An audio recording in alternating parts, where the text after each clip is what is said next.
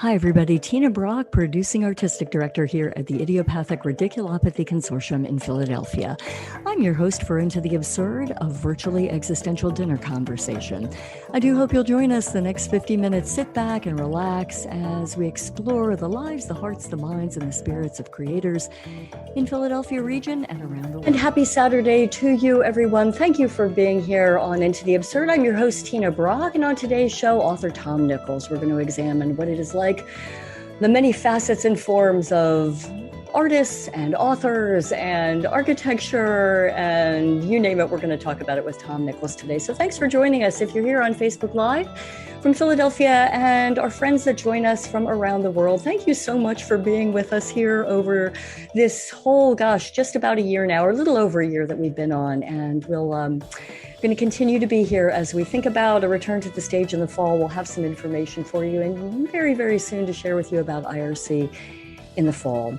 On today's show, Thom Nickels. Thom is an author, and we're going to talk very extensively in this 50 minutes about his books. I'm particularly interested in From Mother Divine to the Corner Swami, Religious Cults in Philadelphia, and a History of Poetry in Prose in the City of Brotherly Love. But let's get Thom Nickels to the dinner table and begin this conversation. Welcome. Hello, Tina. Welcome to you. Yeah, it's so good to have you here. We've enjoyed having you in the audience for IRC shows in the past, and I'm so very interested in your books in general, but I think we'll focus in today on the last couple, and in particular, your examination of Mother Divine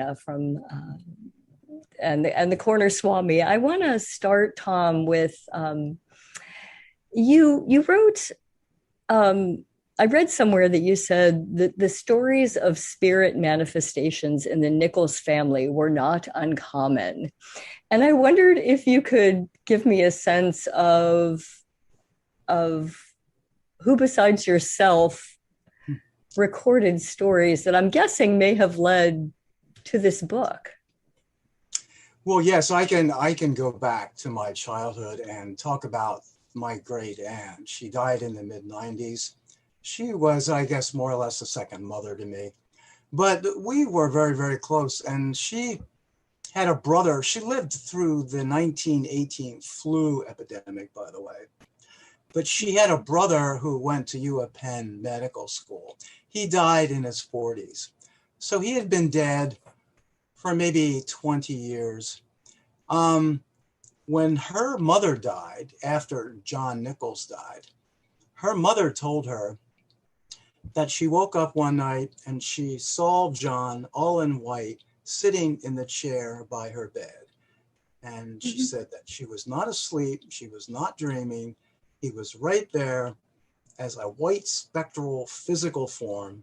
And she sat up in bed and pointed, and then he was gone. So this story passed down throughout the family for quite a while.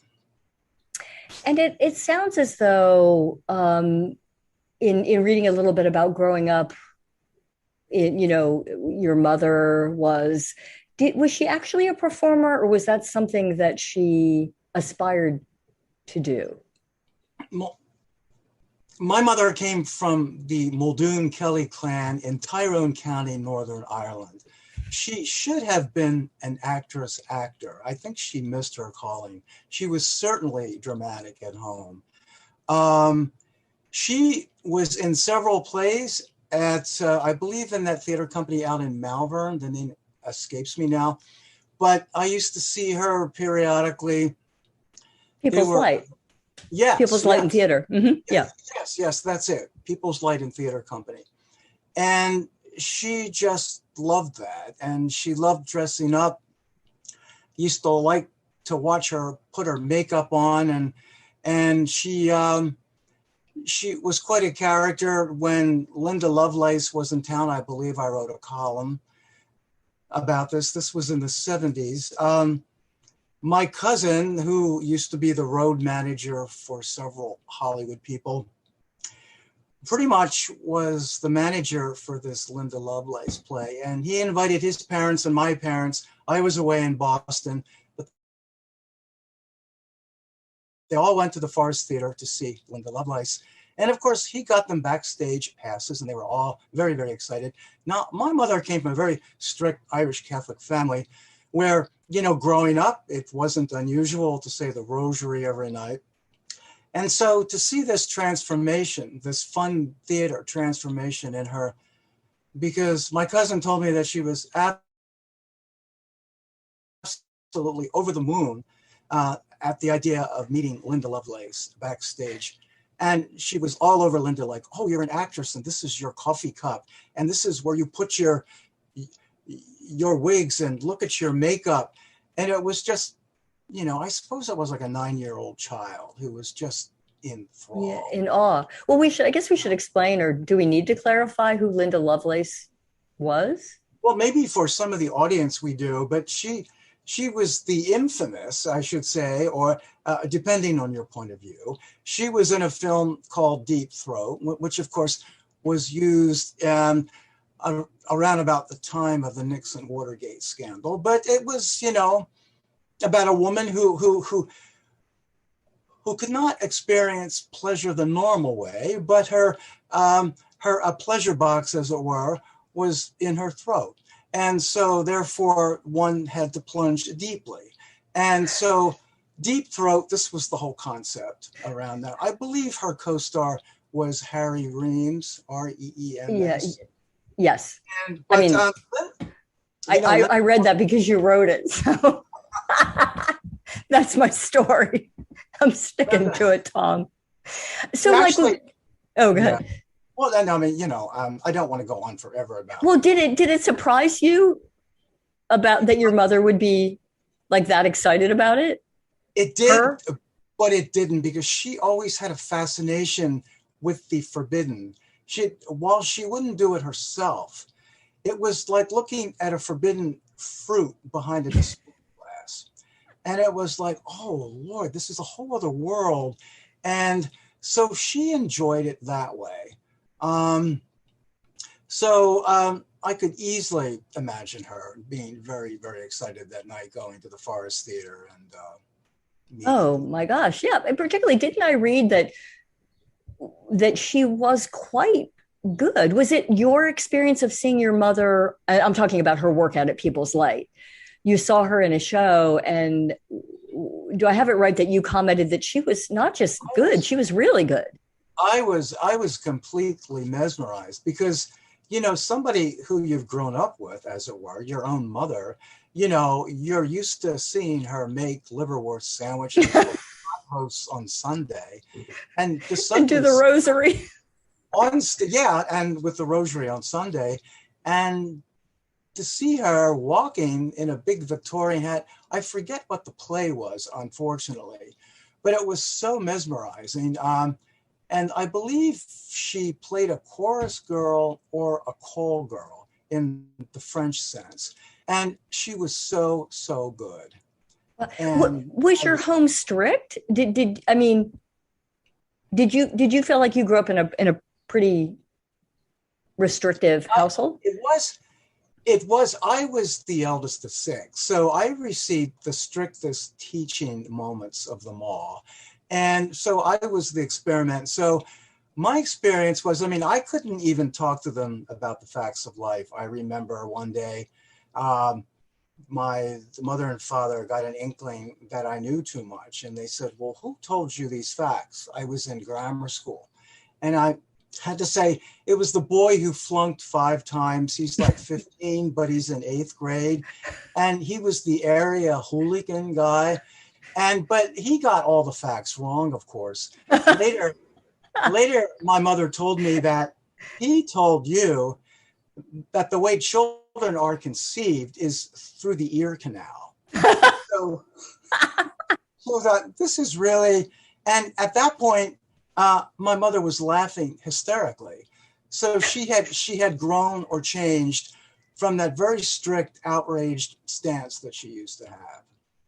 Maybe, was this before or after Linda Lovelace? I mean, maybe. Oh, no, this was way before Linda. Way before. Okay. So it was already in the works. By the time they got to my youngest sister, she could do anything. But not the eldest. We had the hardest time. Yeah. Yeah. My oldest brother had the hardest time of it too. So I was in the middle, so I can sympathize for him, for you, through him, for you. In writing From Mother Divine to the Corner Swami, you write about being in Boston. I guess it was when you were going to school up there, or in your later teens, and how you, I hope I'm getting the story right, you went to a psychic or some spiritual advisor who told you needed a karmic cleansing. And was that your first experience with psychics? With psychics? Yeah. Actually, it was when I was in college in Baltimore. Baltimore, right? Yes. Sorry. With two law students, I was like 18. They were like in their 20s, and so I went to East Baltimore Street one night because it was really funky then. You know, they hadn't cleaned it up a la Times Square. And so you saw all sorts of things on East Baltimore Street. It was a real John Waters film in the flesh. So I saw this palm reader, and, you know, she looked old and ancient and wise. And I thought, you know, $5, get your palm read. Why not? And she told me that I needed a karmic cleansing. And so she told me to throw a coin into the river. So I went down to the Baltimore Harbor. This was before it was redeveloped. So it looked very, very gloomy in the style of A.E. Poe. And I threw coins in it like it was the Trevi Fountain. And then after that, I was told that I had to find another place to live. So that was the karmic cleansing. I did get a karmic cleansing, so I had to find a new place to live. So did you connect the two things? I mean, I guess so, because you're describing it. Did you feel like that was her advice come to life? I didn't see it as a karmic cleansing. I saw it as a pure annoyance and hassle, as they said. But it kind of taught me that there are many frauds in the world of the paranormal. So I learned that early on. To find true talent is a very, very rare thing because there's so much abuse. Yeah. That was the big lesson for me there. It just making me think of an episode of, I think it was SVU the other night, where Martin Short was playing this like clairvoyant, you know, like, and all the many tricks and you know, based on a true incident in New York City, and based on all the many sort of reading of people and reading of things. So I'm interested in, was that, well, let me back up. When you went to write From Mother Divine to the Corner Swami, was it part of your research that found you in the hands of a hypnotist? Well, that was actually a column that I wrote for the Welcomat, and I had reformatted it for the book. Because the book, as you know, is about various religious cults. And I use a lot of poetic license in my definition of what cult is. But that particular episode, she was a former Roman Catholic nun. She had written a book about her psychic experiences in the convent and how she became a medium. So her specialty was past life hypnotic regression. So she said, I will do you if you do a column on it. So I thought, what do I have to lose? I'm impossible to be hypnotized. That's what I found out. She could not hypnotize me, really. She just made me feel relaxed. And what I discovered was that I was just tapping into facets of my imagination.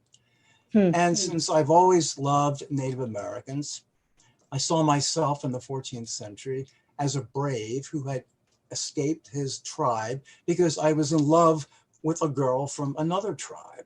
So it was very, very, it was the stuff of fiction.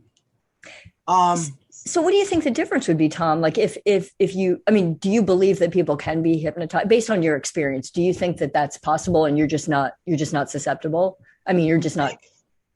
You know, maybe some people can, but I'm a very, very hard person, I think, to be hypnotized. It would take a lot to do it to me. Did she think she had you hypnotized? I think she did. I was half convinced because I liked her and because I did feel totally relaxed. I felt totally relaxed. And the visuals in my mind's eye, as it were, just hit me like a summer storm. So that was unusual, but I still couldn't quite discern whether this was the stuff of my imagination or whether it was the real deal. And so because I couldn't discern, I thought, I don't know. This is more the stuff of fiction. Have you ever considered yourself, like your, some other members of your family, to be a person that has access to, I mean, you say, understandably, and that's, clear from all of your, from all the books you've authored and the way in which you write, that you have a great imagination. But do you feel like you're connected to psychically? Are you sensitive to that? I am, Tina. I mean, I had a friend who died in the 90s. He was killed when he touched a pole in West Philadelphia on a rainy night. He was only 23. He had no ID on his person when he was discovered. The next day, there was an article in the Inquirer, unidentified man electrocuted in West Philadelphia. It described his clothing. I knew it was him. I called the city morgue. I told them what to look for. They looked for it and called me back, and it was him. Anyway, after his death, there was a very strange visitation from his spirit. And I don't mean to sound crazy here, but I actually felt something dive into my body, move my arm. I felt a tingling all over. And he gave me a secret signal that only he would know, which was whenever he would greet me, there would be a series of pats on the forehead. So when I felt the pats on the forehead in my bedroom, I knew that it was him. So I've had lots of things like this happen. So I'm kind of used to it by now. Mm-hmm. And that's the most serious one, though. Do you think that fascination with that part of yourself, were you aware of that before you wrote the book? Or have you come to appreciate that since the book? That's what got me interested in the meaning of life. Is there life after death? Why are we here for? Because if there is that kind of an afterlife, if there are those kinds of spirit manifestations, then there's obviously a whole world that we don't see, that we're not ordinarily tapped into, that exists and is ready and waiting for our entry when the time comes. And so it was from this small kernel of corn, as it were, that I began to study the history of a lot of religions, spiritualism, which then led me to my fascination with religious cults and the abuse of religion, the abuse of that, and its hold on people. Mm-hmm. You know. In one of the interviews, I read that, so you went to interview Mother Divine, correct? But then you weren't, when you called for the follow-up interview, that wasn't allowed. They wouldn't let you back in. That's true. Mother Divine liked me, and she liked the artist friend that I was invited to sort of have lunch with her. And we had a private audience with her in Father Divine's old office.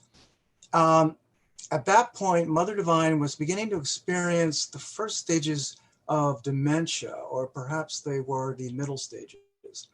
And the rosebuds around her, or the central guard within the Woodmont mansion, sort of watched her every step. And I knew nothing.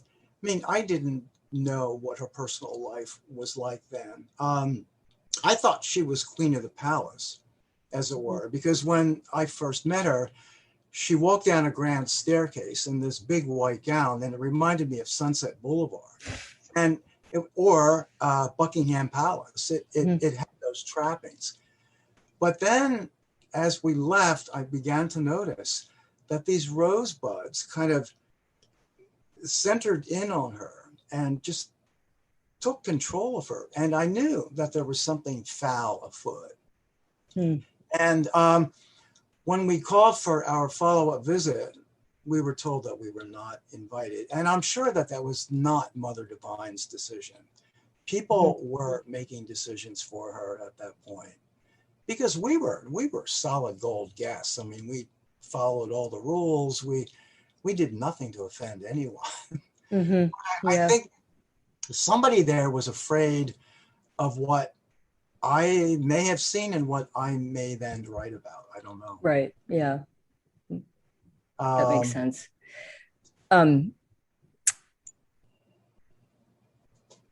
Explain or give us the version of the near seduction by Scientology. Well, you take a 17, 18-year-old boy, as I was when I visited a family in Colorado. I'm friends with the father. He suggests this big road trip to like Las Vegas. He thinks I have a problem because I grew up Catholic. He was a nice atheist man, former detective story writer and everything. So he thought that I needed a cleansing too. You see, everybody thought that I needed this cleansing. So his answer was Scientology. You need an e-meter strapped to your wrist, so we can get the engrams out of you. You can relive certain experiences in your childhood, and by reliving them, when you're attached to this e-meter, you can then face them. So we went to a Scientologist out in the desert of Las Vegas.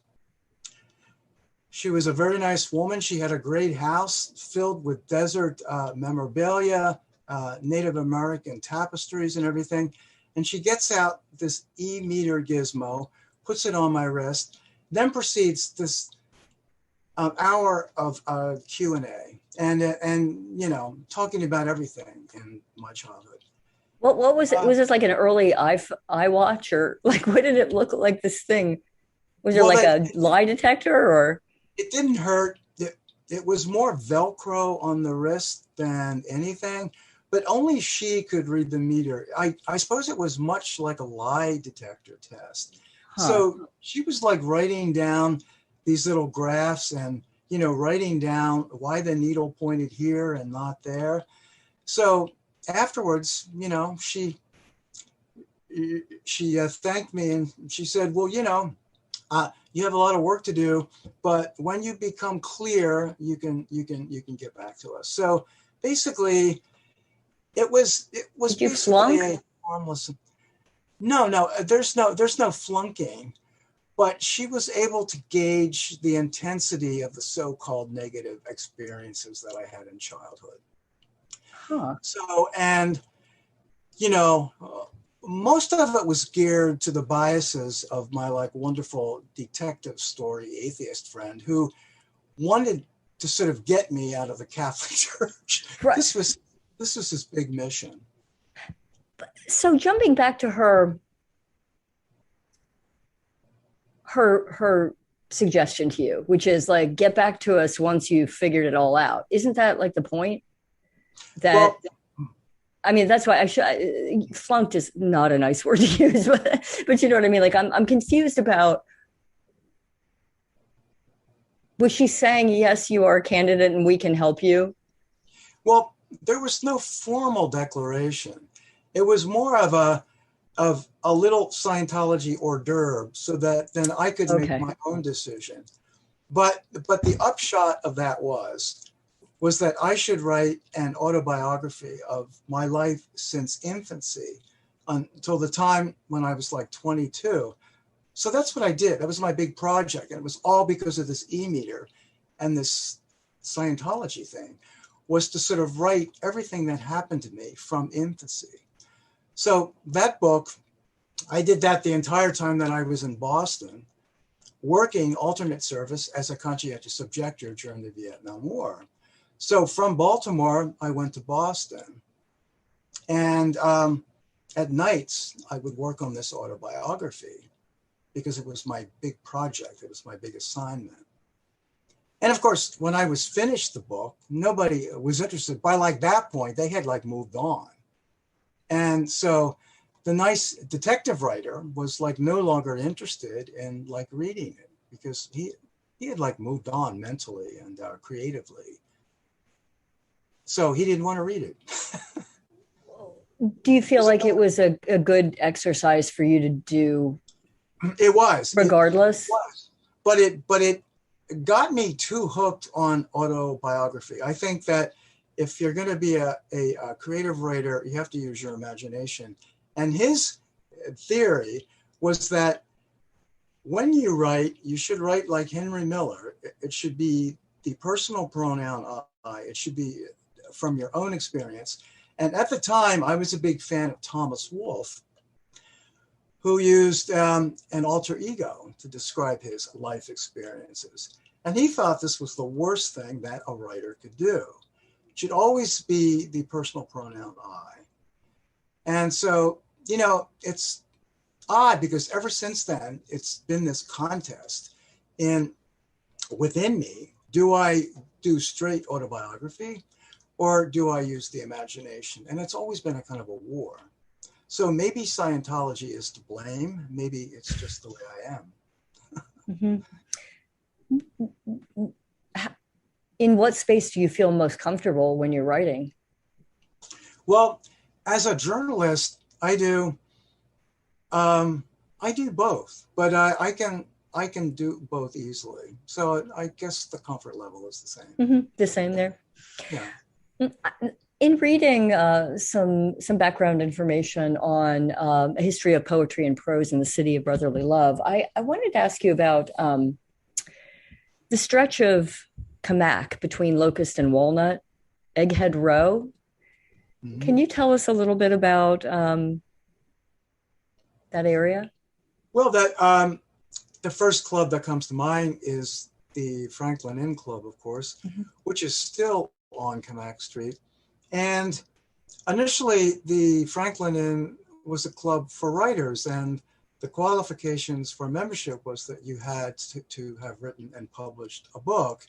Now, of course, as has been often said, you just have to have read a book. So, and now the bulk of the membership, basically attorneys. I mean, writers are, for the most part, a small minority of the membership. So there were other clubs then. There was the Poor Richard Club, which is actually at 13th and Locust Street. And it used to be attached to the Charles Morris Price School of Journalism and Advertising. I went there after high school for a year. And the Poor Richard Club of Advertising and Journalism, they were actually a big deal in the city at one point. They had guest speakers like, I think Pearl Buck and Richard Nixon and, you know, et cetera, et cetera. So, and I'm trying to think of the other clubs, but there were many on Camac Row, many clubs.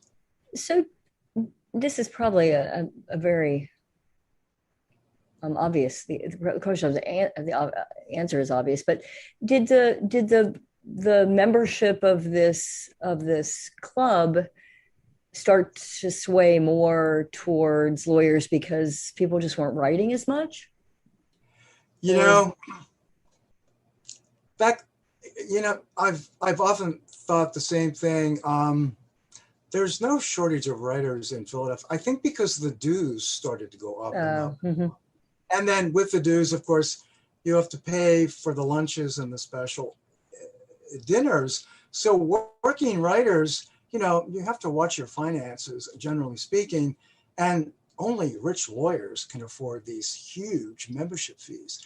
But the club has such a rich history. And I've spoken there many times with each book that I've done. I was on the board, and that was fantastic. But then the dues went through the roof, and I couldn't even afford the dues. But the club is quite different now, though. Mm-hmm. It's politically, it's of like one mind. And so if you're conservative, if I dare tread political waters, you're less welcome than maybe if you're like left progressive. Mhm. So the club does have its problems. Did you start out thinking, you mentioned that you went to school for a while. Did you start out wanting to be in advertising? Was that ever an No, issue?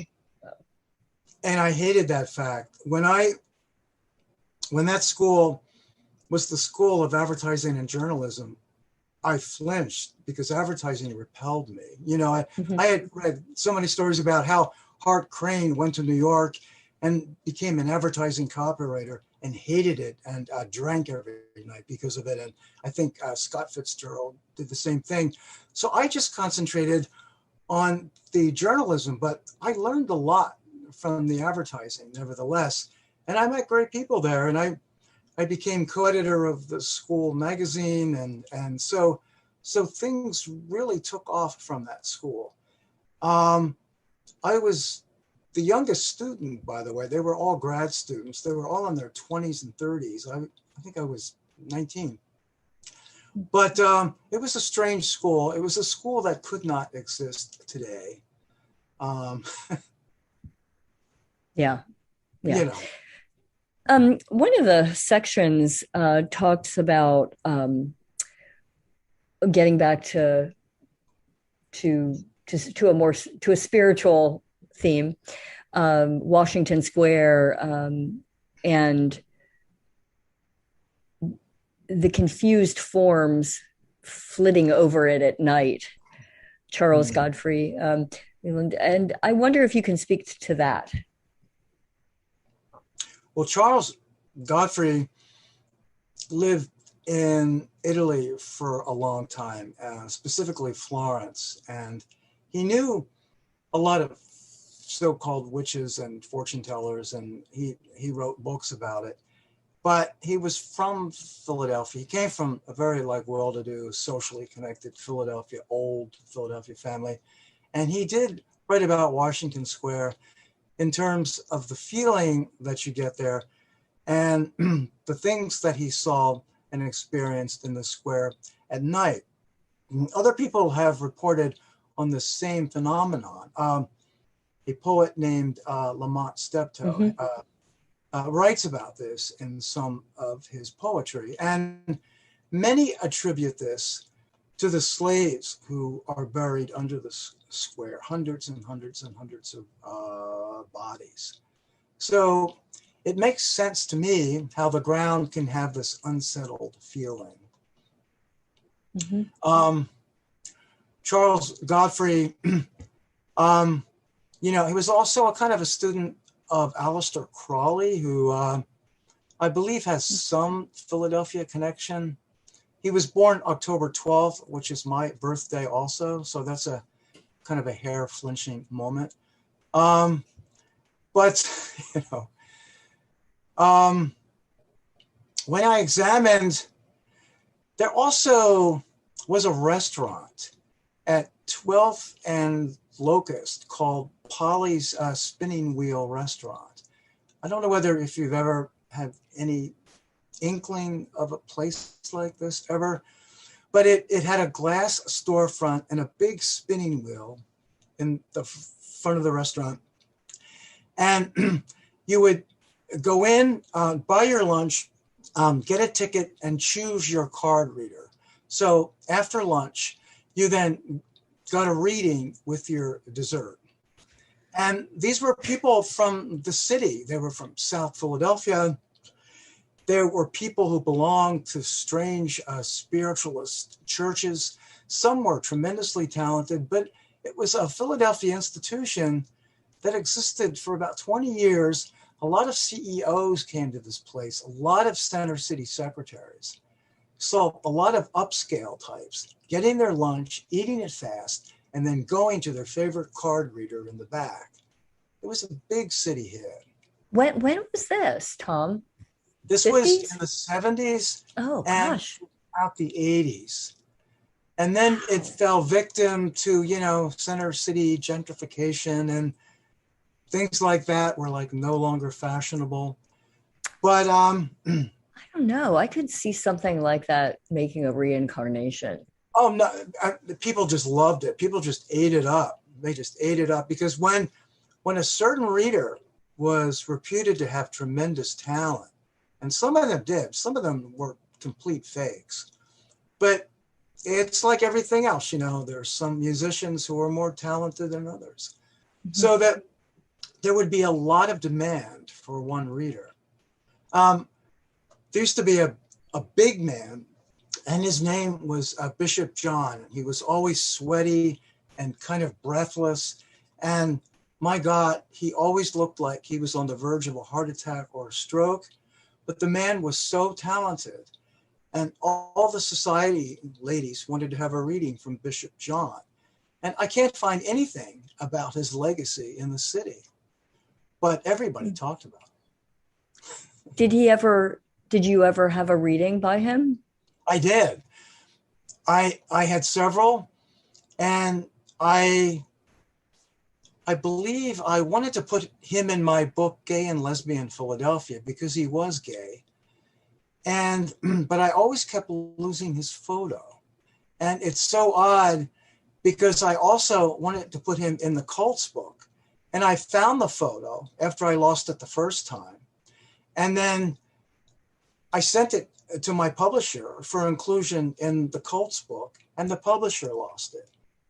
So that's twice. So I figured this man's photo was never meant to be published, nor his legacy. Mm-hmm. Just one of the mysteries of life that Shakespeare talks about. I don't know. Yeah. So do you think that there's something about Philadelphia that has given you is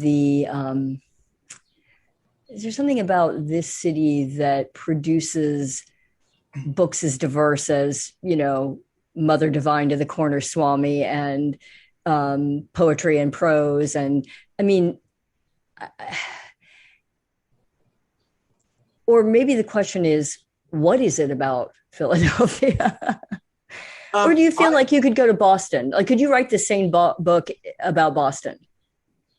Boston, I had fun comparing Boston and Philadelphia when I was in Boston. It's like a Puritan Boston, Quaker Philadelphia. Actually, Philadelphia in the 70s was far more puritanical than Boston.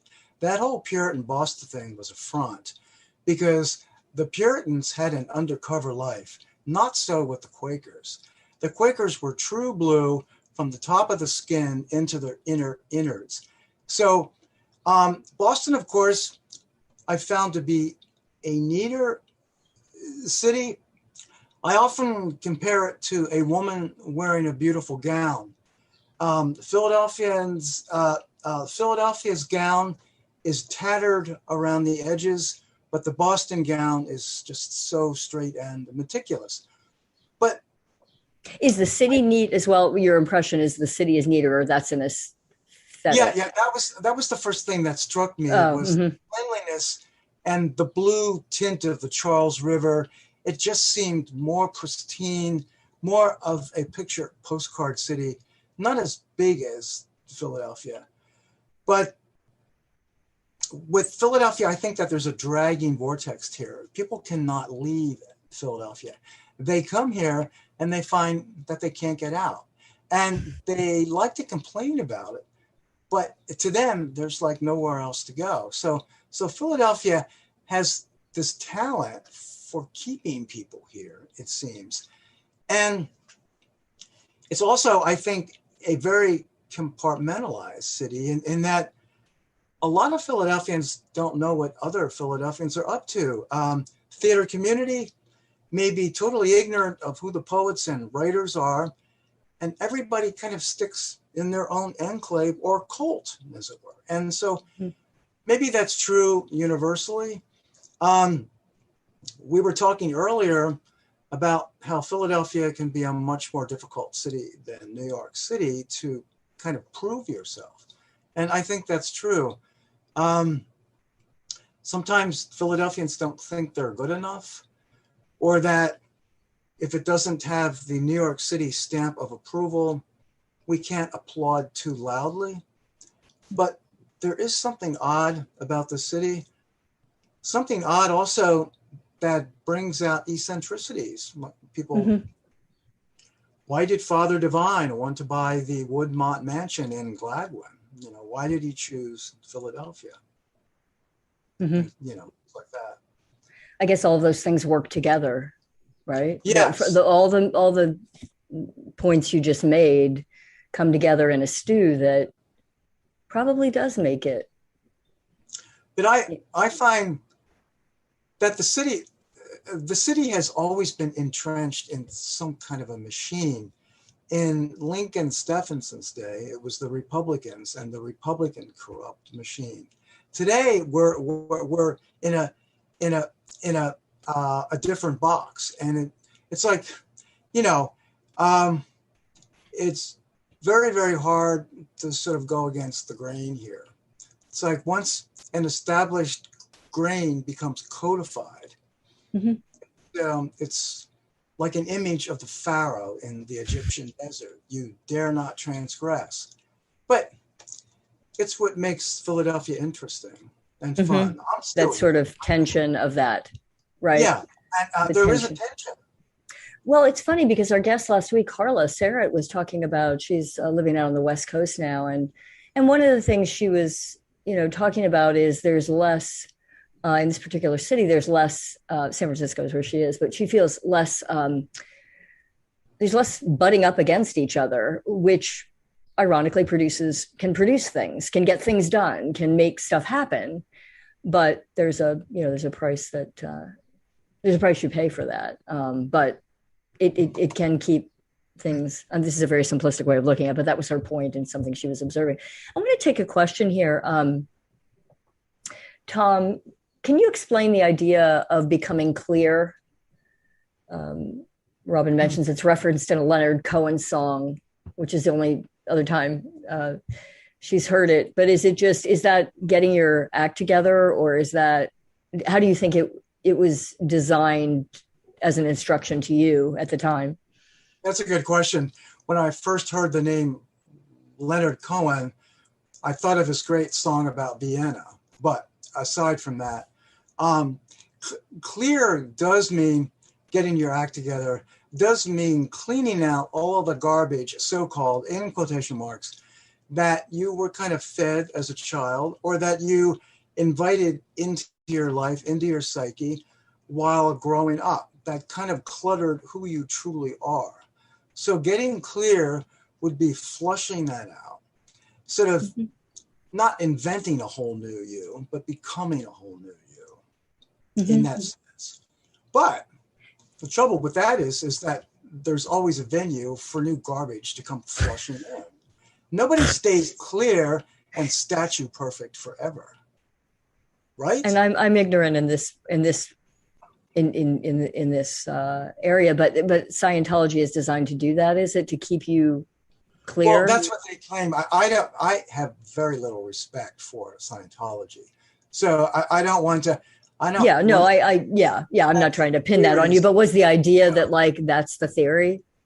Yeah, that's the theory that you have to become this whole new person, and that you're always working to sort of get better and better at clearing and reclearing and reclearing. And the way that Scientology is structured, the way that you go from one level to the next is by paying for it. So it's a church of money. You spend all of your money going from one level to the next. So if you're poor, you're going to be at one level because you can't afford these courses. So it's almost like the way Est and LifeSpring used to be. Remember, $1,500 down, we're going to change your consciousness. We're going to have a whole new you. That was so big in the 80s and 70s. Well, Est, LifeSpring. Right. And versions of that were continuing until recently up in, Yeah. Nobody talks about raising your consciousness anymore, only in a political sense. But you never hear it in like spiritual transcendental terms, Like, what does that mean, to sort of raise your consciousness? Or do you feel like Do you feel you got clear? I did it, as like Frank Sinatra said, in my own way. As I mean, Yeah. I grew up, and I grew up, but it's like every alive human being, there's always stuff there. I mean, if we're perfect, then we're not going to be here, right? Or we're going to be boring. I don't know what happens when you become perfect. I guess you turn into a stone Buddha statue or something. Yeah, how does That's that a good even play for IRC. I don't even know what that is. Perfect. Yeah. I mean, like I get the concept. I certainly have fallen into way too many traps of like wanting to perfect something, which doesn't even mean anything, but to kind of keep working it and to get the kinks out of it, whether it's an artistic project or this show or whatever that thing is. But so that idea of continuing to sort of refine something, Well, editing, I'm all for that, edit, rewrites and everything. And that kind of a perfection I will like to. Yeah. But this kind of like Scientology clear version of personal human perfection, that's that sounds a little much. Yeah. Can you let's see, I saw that one. I want to make sure I get another question in here before, but I want to go down here. Thom, something I want to make sure and get in before. I guess I'm interested in, kind of, well, let me go back. Why do you think, or what is your understanding of why Philadelphia was known as Sin City back in the 18th century? I mean, I know there were some, yeah. Well, because at that point, there were brothels everywhere. I mean, you could invent your own brothel. And for the most part, Philadelphians left them alone as long as they weren't noisy. They hated loud stuff coming from houses, just as we hate ATVs now throughout Center City. But it was kind of known as a pretty wild libertine city where stuff was happening in the streets. I mean, it was all over the place, and there were just no holds. And I forget when that all changed, but it changed pretty radically and pretty drastically. And the change was like shade up and shade down. So I remember I heard a lecture at Germantown's Stenton Mansion. And she was a colonial dame. And she took out Exhibit A, which was a colonial condom. And it was tied at the top with a ribbon. And condoms then had different kinds of ribbons, depending on your rank in the military. So this was a very, very strange concept. And I was amazed that she had the chutzpah to bring it up before what I thought was a very staid audience. But people were fascinated with this information. Now, who else talks about a colonial condom? I mean, wow. That sounds fascinating, though. Well, I mean, trying to imagine what that scene was like, where I mean, where this was unfurled. I mean, you probably weren't expecting it, right? No, I was shocked. I mean, this is a colonial dame who, I always thought were tea and crimpet serious about, being respectable. Yeah. What are you thinking about or currently working on, writing wise? Well, I'm waiting to hear from an agent about a project that I have going with another writer. So that's in the hands of an agent. So I'm very, very glad to say that. And I'm also working on a play. So. Oh, you are? Is that your first one? No, I've written other plays. I was going to say, I thought so. And can you say what this is about? I can't. Oh, come on, Thom. All right. Okay, Well, No, I don't. I'm kidding. I'm kidding. tempted. Yeah. Is it, well, let's just tell me this. Can you tell me genre? Is that fair? Is that, or no? Well, We can't even talk about it. Is it there- historical? It's yes. It's Okay. kind of surreal, and there's humor in it. Oh, of course there is. There has There to would be. have to be. Right. There would have to be. It wouldn't be a Thom Nickels event. Yeah. So Right? Okay. right. Well, I don't want to. I certainly understand, and Yeah. I look forward to that. Yeah. I mean, what is your area that you enjoy the most in Well, writing? I started out wanting to be a playwright, actually, when I was in college in Baltimore. I was like writing my first play in my unheated room on Bolton Street. And that first play was called Z for Shelter. It was about people in a fallout shelter. Not quite like Sartre's No Exit, but it had that as the kind of referenced framework. But I loved writing that play. And that play actually got an honorable mention somewhere from the Samuel French people. And then somehow I got sidetracked, well, maybe not sidetracked, into doing this autobiography. See what I mean? It all goes back to the E-meter Velcro on the wrist. And clearing. And cleansing myself. The cleansing. I keep calling it a clearing. To like do the circle. I don't know. The E-meter is a lot. It's a lot. Thom, you've had some extraordinary experiences, just some really funny, and I'm sure life-changing experiences. Are you still, this is a little personal, so you don't have to answer. I mean, obviously, if you don't want, but are you still close with your family? I'm trying to imagine growing up in the Nickels household with your mother. And I love the story of you trying to do your eyebrows. Like, what's the story about you doing your eyebrows and then going down to dinner and your mother was like, I think you need to take some off? Well, Tina, I always loved dark eyebrows. People with dark eyebrows, whether Me too. And the gender did not matter. I used to fall in love with the nuns in parochial school, the very young nuns with thick black eyebrows. I even followed one at like recess time. And were you a stalker? Yeah, well, I just was a stalker. I was just looking for her so I could look at her eyebrows. I think in first grade. And she saw me in the hall and she kind of clicked me with her clicker and said, Mr. Nickels, what are you doing in this hallway at recess? You should be out. Then she saw me smile at her and I think she got it. She was very sweet. Trouble started when I looked at a classmate with the same dark eyebrows, a male classmate.